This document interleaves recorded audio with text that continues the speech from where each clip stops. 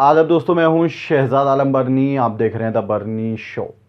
आज हम अपने शो में जो मुद्दा लेकर के आए वो मुद्दा है, क्या नरेंद्र मोदी ने भक्तों को लूट लिया।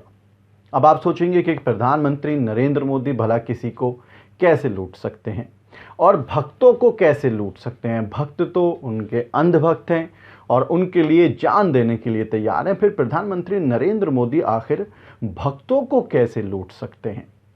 आज हम इसी पर चर्चा करेंगे। चूंकि एक काम किया गया था मार्च 2020 में, एक बड़ी घोषणा देश के नाम पर, कोरोना के नाम पर हुई। लोगों को लगा ये देश का काम है, देश के लिए पैसा इकट्ठा करना है, गरीबों के काम आएगा।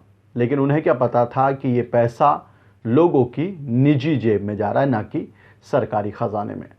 जी हाँ, हम बात कर रहे हैं प्राइम मिनिस्टर केयर्स फंड की, जिसे आमतौर पर पीएम केयर्स फंड कहा जाता है। दरअसल 27 मार्च 2020 को देश के प्रधानमंत्री नरेंद्र मोदी ने एक घोषणा की कि देश में कोरोना को देखते हुए एक फंड बनाया जा रहा है, जिसको नाम दिया गया है prime ministers citizen assistance and relief in emergency situations fund, यानी पीएम केयर्स फंड।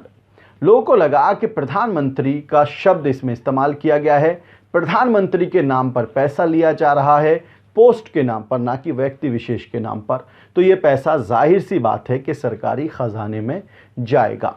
इसको लेकर के काफ़ी चर्चाएं भी हुई, चूंकि पहले से देश के अंदर इस तरह का एक फंड था जिसको prime minister national relief fund कहा जाता है। पंडित जवाहरलाल नेहरू ने 1948 में ही इसकी शुरुआत कर दी थी।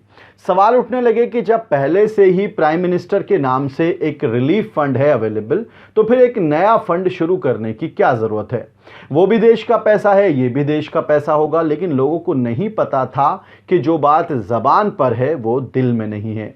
ये पैसा सरकारी खजाने में नहीं जाएगा और अब जाकर के आखिरकार इस पर मोहर लग गई, जब केंद्र सरकार ने खुद हाई कोर्ट के अंदर ये स्वीकार कर लिया।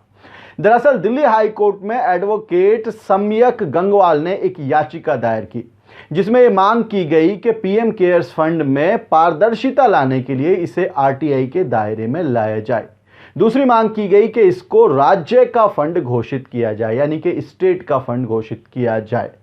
इसको लेकर के सुनवाई होनी थी दिल्ली हाई कोर्ट के मुख्य न्यायाधीश की बेंच में, जिसमें केंद्र सरकार ने जवाब दिया है।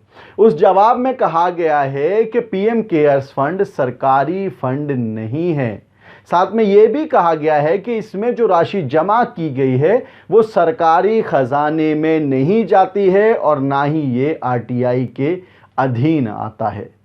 यानी आप इस पर आरटीआई भी नहीं डाल सकते हैं, किसी से पूछ भी नहीं सकते हैं, ना ही ये पैसा सरकारी खजाने में जाएगा, बल्कि अलग से एक ट्रस्ट बनाया गया है और उस ट्रस्ट में वही मंडली है जो देश के नाम पर लूट मचा रही है।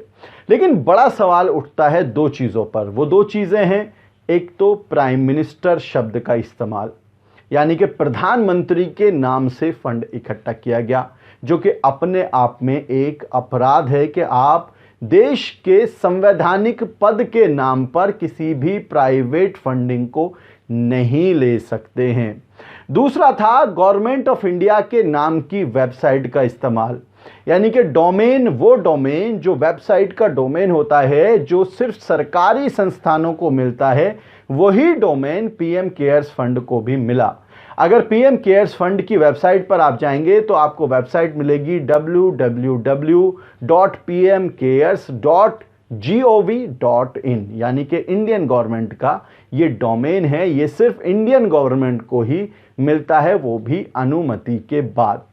ऐसे में सवाल ये उठता है कि लोगों ने भरोसा किया, लोगों को लगा कि ये सरकारी फंड है, देश के खाते में ये पैसे जमा होंगे, देश की राशि बढ़ेगी। बढ़ चढ़ करके लोगों ने इसमें फंडिंग भी की, चाहे स्पोर्ट स्टार्स हों, चाहे फिर सेलिब्रिटीज़ हों, चाहे वो बॉलीवुड के लोग हों या फिर खिलाड़ी हों या फिर XYZ कोई भी हो, छोटे से छोटे व्यक्ति से लेकर के बड़े से बड़े सेलिब्रिटी तक इसने में पैसे दिए गए। हज़ारों करोड़ रुपया इकट्ठा कर लिया गया। लेकिन वो पैसा कहाँ गया, कहाँ खर्च हुआ, किसको मिला, किसके पास गया, इसका कोई ब्यौरा अभी तक किसी के पास नहीं है, इसलिए इस मामले में ये याचिका दायर की गई थी।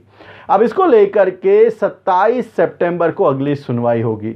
देखना यह होगा कि क्या कोर्ट कुछ अच्छा एक्शन ले पाएगा, क्योंकि जो पैसा देश के संवैधानिक पद प्रधानमंत्री के नाम पर इकट्ठा किया गया, क्या वो किसी निजी व्यक्ति के खातों में जा सकता है?